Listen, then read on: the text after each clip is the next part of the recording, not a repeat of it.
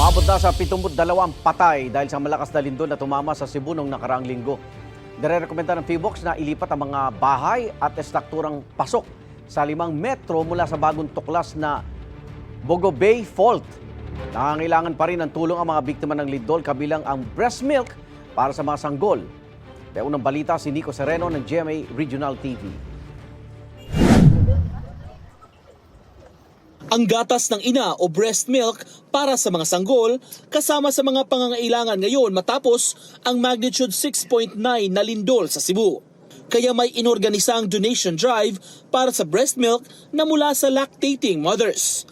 Hamon nga lang ngayon ng mga organizer ang logistics. Ang breast milk, mga good ma'am, it's very delicate. Lisod kayo sa i-transport. Samot na karon na labi ka traffic. Like, padungin ko mag 9 hours imong biyahe.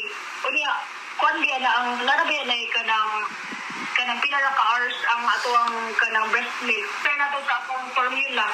Ang PHIVOLCS naman, inirekomendang ilipat ang mga bahay at istrukturang pasok sa 5 meters na magkabilang panig ng bagong tuklas na Bogo Bay Fault.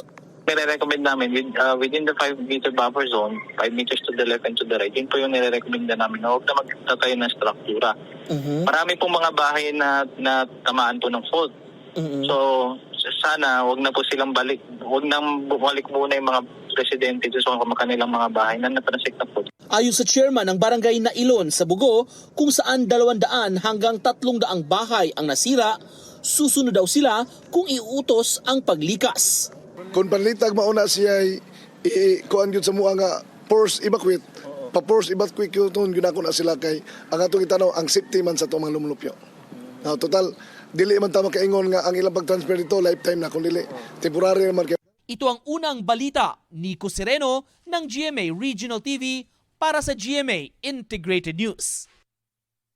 Igan, mauna ka sa mga balita, mag-subscribe na sa GMA Integrated News sa YouTube para sa iba't ibang ulat sa ating bansa.